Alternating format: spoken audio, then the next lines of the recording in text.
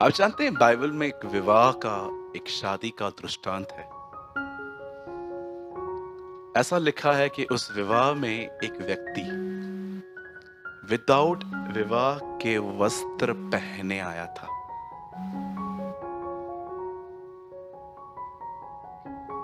बंद कर दीजिए, कोई बात नहीं। और जब उसे ये देखा गया कि उसने विवाह के वस्त्र जो हैं नहीं पहने हैं, तो वो अपने कपड़े पहन के आया। तब बाइबल बताती है उसे अंदर नहीं आने दिया गया, उसे निकाल दिया गया। आप इससे कितने लोग इस बात को जानते हैं ये दृष्टांत क्यों और किस तरह के लोगों के लिए लिखा गया है? आप जानते हो,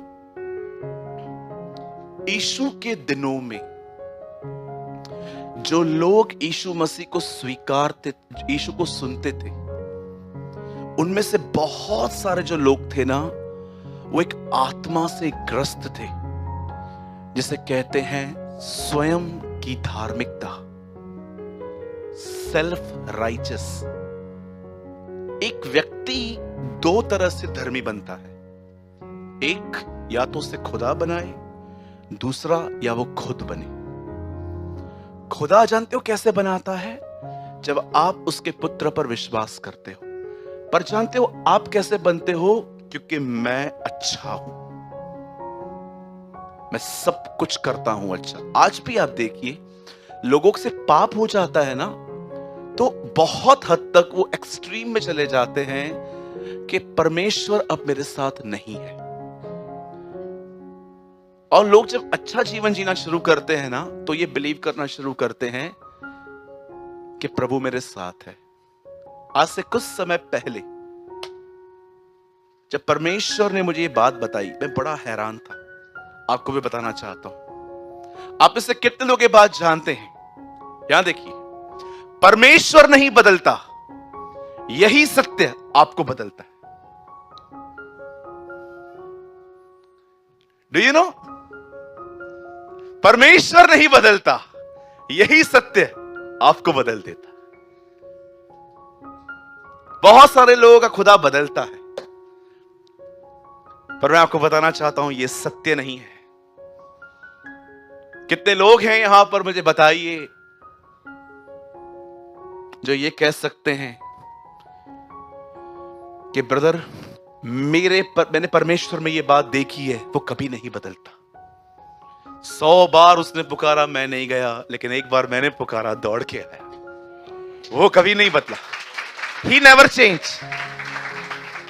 वो कभी नहीं बदलता।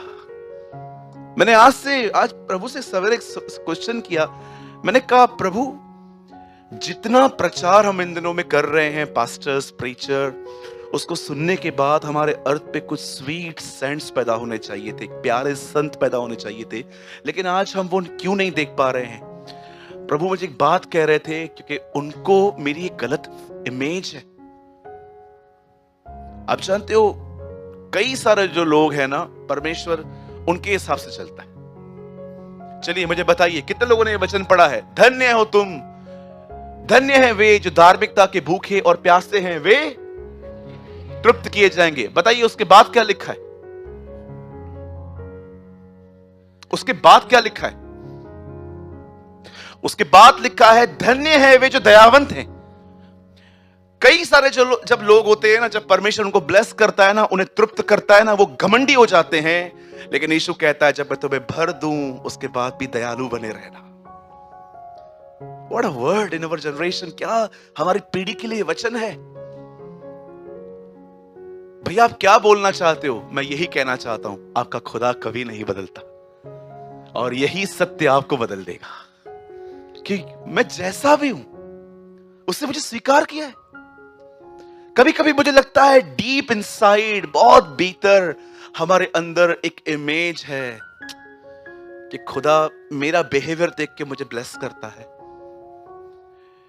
एक दिन एक आदमी ने बहुत लंबी चौड़ी सेमिनार ली, 7 घंटे की, कि प्रभु किससे बात करता है। मैं भी वहीं था। उसके बाद मेरा चांस था बोलने का। तो 7 घंटे की प्रीचिंग के बाद मैंने उसको बोला, ब्रदर आपने 8 स्टेप बताए, प्रभु ऐसे ऐसे ऐसे बात करता है। तो मेरा एक सवाल है, पुराने नियम में एक हत्यारा था केन, प्रभु ने उससे कहा तेरा भाई कहां है? मैंने कहा प्रभु उससे कैसे बात कर रहा है?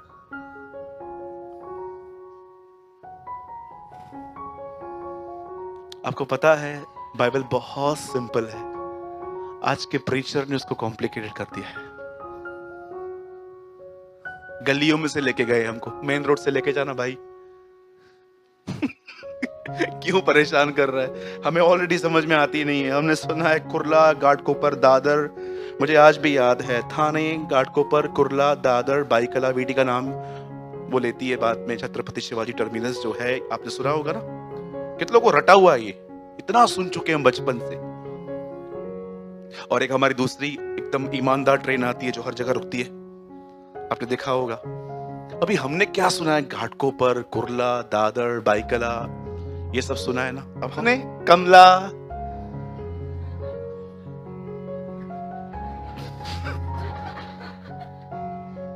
नाम अलग है मोर।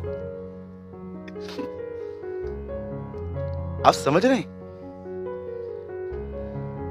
नहीं समझ में आता ना, फिर भी पढ़ लिया करो।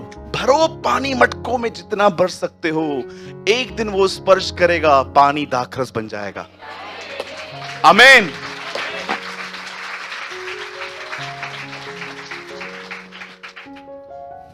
मैंने कब बालाघाट में प्रचार किया, अगर आपको नहीं समझ में आता कुछ भी बाइबल में से, नो प्रॉब्लम, तैयार हो जाओ, उठा लिए जाओ।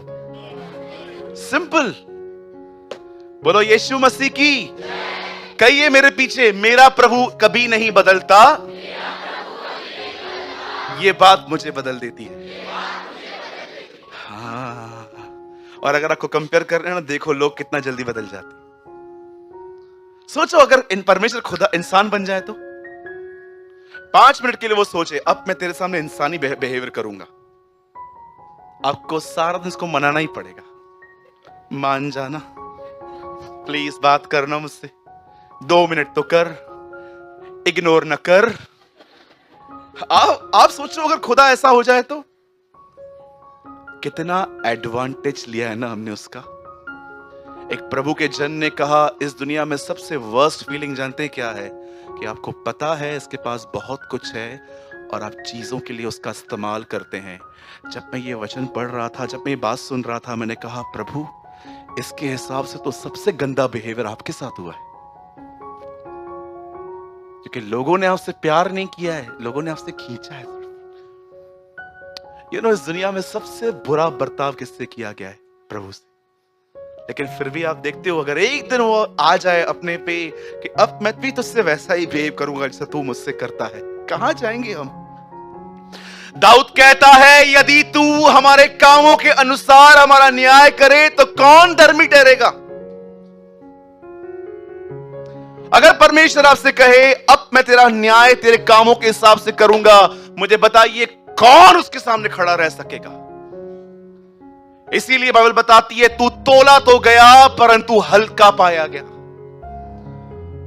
सोचो अगर वो अपना बिहेवियर बदल दे तो।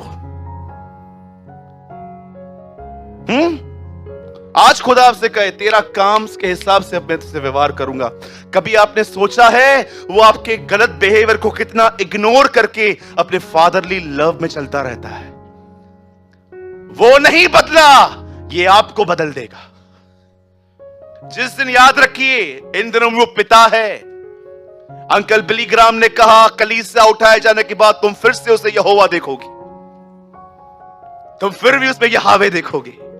वही खुदा जिसने आकान को खत्म किया, वही खुदा जिसने सदोम और अमोरा को विदाउट वार्निंग खत्म किया, वही खुदा जिसने कोरह, दातान, अबीराम को मट्टी में मिला दिया। याद रखिए, ऐसा मत समझिए कि उसका क्रोध शांत हो गया है, यीशु ने उसे दबा दिया है। इसीलिए प्रकाशित वाक्य में देखिए, कलीसिया उठाए जाने के बाद वो प्रार्थना करने वाला मध्यस्थ वहां से उठ जाएगा और यूहन्ना कहता है वे क्रोध के साथ कटोरे वो पृथ्वी पे वापस डाल देगा। हमें ये बात समझनी चाहिए, परमेश्वर बड़ा दयालु है, एडवांटेज मत लीजिए उसका। वो बड़ा प्रेमी है, लेकिन याद रखिए, यीशु ने कहा हर वक्त तुझे उस समय ढूंढे जिस समय तू उसे मिल सकता है। इट मीन्स वो सदैव नहीं मिलेगा। इब्रानियों का 13:8 एक जैसा है। आमीन। Jesus Christ is the same yesterday, today and forever. Mobile बदल जाते हैं, बिहेवियर्स बदल जाते हैं, कपड़े बदल जाते हैं, लाइफस्टाइल बदल जाती है, आपका खुदा हमेशा एक रहता है। गलातियों 3 अध्याय और उसका 13वां वचन।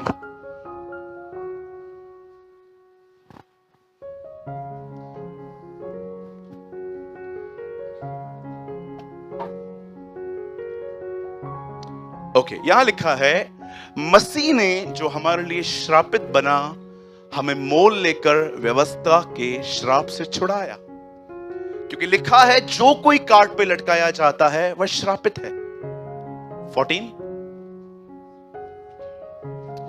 यह इसीलिए हुआ कि इब्राहिम की आशीष मसीह यीशु में अन्य जातियों तक पहुंचे और हम विश्वास के द्वारा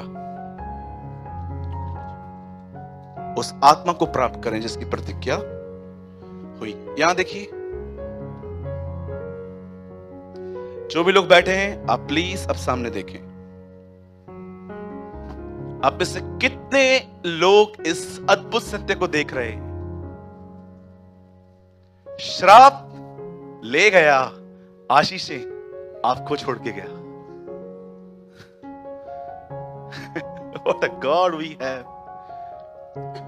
शराब सब ले गया, आशीषें आपके लिए छोड़ गया।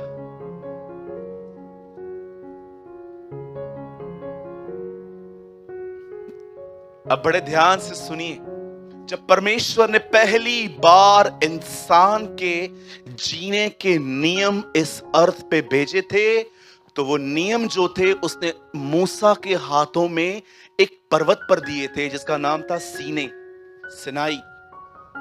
स्वर्ग के परमेश्वर ने डिसाइड किया कि वो इंसान को किस नियमों से जीना चाहिए, वो उसे अर्थ पे उतारेगा।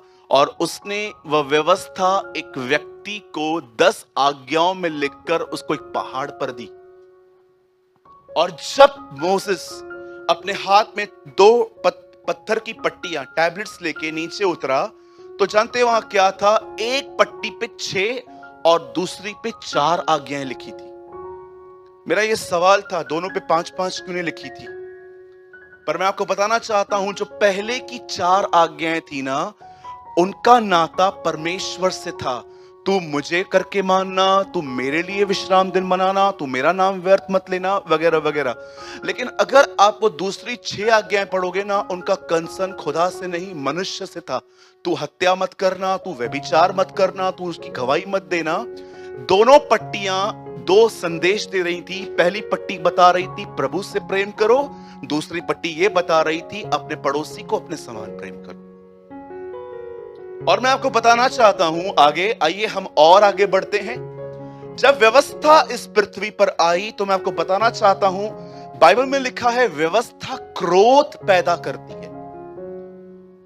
आप जानते हो, वचन में लिखा गया है, अगर उन 10 आज्ञाओं को याद रखिए, इस दरवाजे से बाहर जो दुनिया है वो आज भी 10 कमांडमेंट्स के अंडर में है।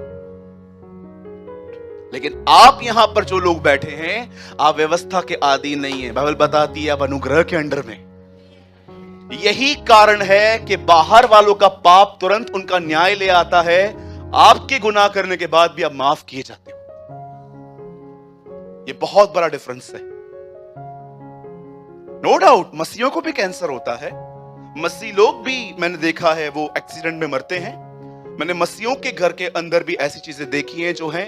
अब सुनिए, बाइबल मुकद्दस कहती है, जब परमेश्वर ने पहली बार शरीयत उतारी, व्यवस्था दी, और उसने जब मूसा ने उसे एक्सप्लेन किया, उसे कहते हैं व्यवस्था विवरण, व्यवस्था का विवरण, एक्सप्लेनेशन ऑफ द लॉ।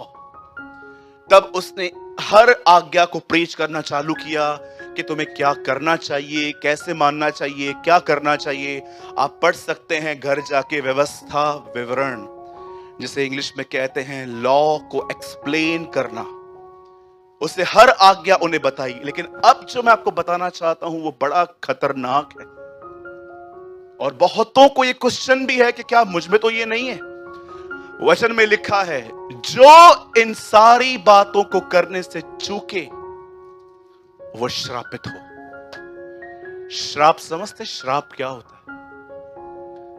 हम पनिष्ड किए जाते हैं सिर्फ। जिस दिन श्राप आया ना, मार के लौटेगा आपको। आप में से जितने भी लोग यहां बैठे हैं ना, जब आप खुदा से दूर जाते हो ना, तो यहां से आपसे बात करता है।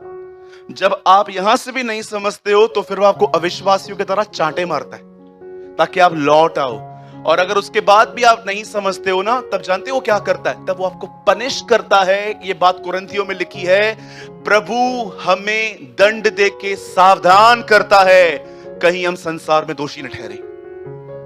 लेकिन आपको पता है, आप में से जितने भी लोग यहां पर हैं, प्रभु ने आपको आपकी भलाई के लिए कई बार पनिश किया होगा। श्राप, मैं आपको बताना चाहता हूं श्राप होता क्या है। मेरा बिल्कुल मन नहीं था, पर मुझे लगा कि आप में से कुछ लोग परमेश्वर की दया को समझ पाएं, इसलिए मैं उसकी कठोरता को भी बता रहा हूं थोड़ा बहुत। आप जानते हो श्राप क्या होता है? अगर एक बार परमेश्वर ने किसी को श्राप दे दिया, वो श्राप उस आदमी को मार के ही लौटेगा। आपका कोई काम वो सफल होने नहीं देगा। लिखा है बाइबल के अंदर, मैं तुम्हारे लिए जमीन पीतल की और आसमान लोहे का कर दूंगा। अब मुझे बताइए, आपको सोने के लिए गद्दा चाहिए, कौन लोहे पे सो सकता है? कौन पीतल पे सो सकता है? इसका मतलब स्लीपलेस नाइट्स। ये बाइबल का एक श्राप है। लिखा है, मैं तुम्हारे हृदय को कपकपाऊंगा। आप देखिए आज हृदय में कितनी बीमारियां हैं। उसके बाद ऐसा लिखा है एक जगह पे, तुम बिकने के लिए तैयार हो जाओगे, तुम्हें लेने वाला कोई नहीं होगा। मैं आप में से हर एक को कहना चाहता हूं, सुनिए, आप सिर्फ पनिश किए गए हैं थोड़े बहुत, और वो भी आपके भलाई के लिए। इवन परमेश्वर ने पनिश करके भी वो खुद रोया है आपको। योना की किताब में लिखा है, वह दुख दे के भी पछताता है। वो आपको देखता है कि आप यहां वहां हो रहे हो, अब मैं सोचता है, प्रचारक बात कर भाई, समझा इसको। उसके बाद प्रचारक बोलता है नहीं समझता है, अरे अविश्वासी तू से समझा, कहां जा रहा है ये? फिर वो समझाते हैं। बाद में प्रभु जब देखता है ये तो नाश हो जाएगा, कुछ तो करना पड़ेगा, अरे किधर जा रहा है तू, किधर जा रहा है? फिर वो अपनी टेरिटरी से बाहर आता है उस भेड़ के लिए, और फिर आएगा ना, टांग तोड़ेगा। लेकिन इतना दयालु है कि भेड़ की टांग तोड़ने के बाद उसे अपने शोल्डर पे बिठाता है, अपने स्ट्रॉन्गेस्ट पार्ट पे। यहां पर आपको पता है, आपके लाइफ में, आपके बॉडी में सबसे स्ट्रॉन्गेस्ट आपके शोल्डर से, वो आपको यहां बैठाता है। सुनिए, ये सारे जो श्राप हैं जो एक अनआज्ञाकारिता के जीवन के ऊपर आते हैं। अब सोचो, बाइबल बताती है, मूसा ने उन्हें कहा, ये सारे आशीष वचन है। सुनिए, आशीष वचन क्या क्या थे? पहली चीज, अगर तू मेरी आज्ञाओं को माने तो तू पृथ्वी पे सारी जातियों में धन्य होगा। दूसरा, तुम्हारी औरतों के बच्चे कभी नहीं गिरेंगे। ये आपको पता है ओल्ड टेस्टमेंट की ब्लेसिंग है। तीसरा, अगर तुम मेरी आज्ञाओं को मानो, मैं तुमसे कहता हूं तुम्हारी टोकरियां सदैव भरी रहेंगी। लिखा है, धन्य होगा तू आते और जाते समय, तुम्हारी यात्राओं को वो ब्लेस करेगा। उसके बाद लिखा गया है, धन्य है तेरी कठौती, सेविंग्स, तेरी सेविंग्स को जो तूने इकट्ठी की है उसको भी वो ब्लेस करेगा। परमेश्वर ने कहा था आज्ञा को मानो तो ये सब कुछ मिलेगा। उसके बाद प्रभु कहता है, अगर न मानो तो ये सारे श्राप न चाहो तो भी आ पड़ेंगे। अब बताइए, परमेश्वर ने जब यीशु इस अर्थ पे आया, तो मैं आपको बताना चाहता हूं, उस टाइम पे भी यही लॉ था, उस टाइम पे भी यही कानून था। मैंने कहा ना, कुछ लोग नहीं समझ पाएंगे चीजों को, पर मैं चाहता हूं मैं बहुत सरल तरीके से आपको बता रहा हूं। अब यीशु इस पृथ्वी पर आया तो उसने क्या देखा? कोई भी व्यक्ति नहीं है जिसने इन 10 आज्ञाओं को माना है। सबके ऊपर श्राप है, सबके ऊपर कर्ज है। इसीलिए पौल एक वचन में कहता है, कोई धर्मी नहीं है, एक भी नहीं, नॉट अ वन। अरे पौल, क्या आपने इब्राहिम के बारे में नहीं पढ़ा है? वो अच्छा आदमी था। यस, सिद्ध नहीं था। जानते हैं यीशु ने क्या किया? यीशु ने डिसाइड किया। आप जानते हो, व्यवस्था को बनाने वाला व्यवस्था को बदल भी सकता है। ऐसा लिखा गया है बाइबल के अंदर कि जब मूसा ऊपर गया और पट्टियां लेके आया, तब वो इंट्रोड्यूस ऐसे करता है पट्टियों को, ये खुदा के उंगलियों से लिखी हुई 10 आज्ञाएं हैं। और मैंने नए नियम में देखा यीशु झुक के उंगली से कुछ लिख रहा था। Wow, amazing. ओल्ड टेस्टामेंट में वो फिंगर यूज करता है, न्यू टेस्टामेंट में मुझे ऐसा लग रहा है अब वो अपनी व्यवस्था बदल रहा था और ये हमें बता रहा था। देख, आपको पता है ना, बाइबल में बहुत सारी बातें ऐसी हैं जो मात्र आपको समझाने के लिए लिखी गई है। यू नो द बाइबल से जब यीशु इस अर्थ पे आया तो उसने क्या देखा कि सब कर्ज में है। और उसने खुदा से एक बात कही होगी जो पुराने नियम में ऑलरेडी थी, पिता हम एक काम करेंगे, क्या श्राप सब मुझे दे दे, आशीष इनको दे दे। That is amazing. और सुनिए भाई, पीछे आओ, 13 में आओ। अब देखो, जब यीशु क्रूस पे चढ़ा उसके कुछ साल के बाद पौल गलातियों को क्या लिखता है उसके लकड़ी के बारे में। यहां देखिए, मसीह ने जो हमारे लिए श्रापित बना, मैं यीशु के नाम से कहता हूं, वह व्यक्ति जो पश्चाताप कर चुका है अपने जीवन में, जिसे डिसाइड किया है कि वो संसार के रास्तों पे और गुनाह में जीवन नहीं जिएगा, वो खुदा के साथ चलेगा। मैं यीशु के नाम से आपको कहता हूं, आप कहां से भी हैं, चाहे आप दिल्ली से हैं, कर्नाटक से हैं, कहां से भी हैं, आपके ऊपर कोई श्राप नहीं है। नेवर। बहुत लोग कहते हैं मसीह में श्राप है। ये क्या लिखा है? Jesus became cursed। मसीह ने हमारे लिए जो श्रापित बना। आपको पता है जीसस कर्स्ड हुआ पिता के सामने। पिता ये देख, वो सारे कर्सेस जो इनके ऊपर आने वाले थे मैं अपनी देह पे लेता हूं। उसके बाद लिखा गया है, और हमें मोल लेकर व्यवस्था के श्राप से निकाला, क्योंकि लिखा है जो काट पे लटकाया जाता है वह श्रापित है। क्या खूबसूरती है ना उसकी। आगे बढ़, अब देखो, ये तो उसने ले लिया, आपको क्या दिया। अब क्या देखो क्या लिखा है, 14 लिखिए जल्दी से। यह इसीलिए हुआ कि इब्राहिम की आशीष मसीह यीशु में। अब यहां पर वो कहता है सारे कर्सेस उसने ले लिए, लेकिन आशीषें उसने तुम्हारे लिए रखी। और जानते हो वो आशीष क्या है? अब मैं आपको बताना चाहता हूं। यहां देखिए सब, और हम उस विश्वास के द्वारा उस आत्मा को, आप जानते हो परमेश्वर ने डिसाइड किया अब हम एक काम करेंगे। यीशु ने कहा, पिता मैं सारे श्राप ले लेता हूं, और जो आशीषें बताई गई थी मुझे वो नहीं चाहिए, वो इनको दे दे।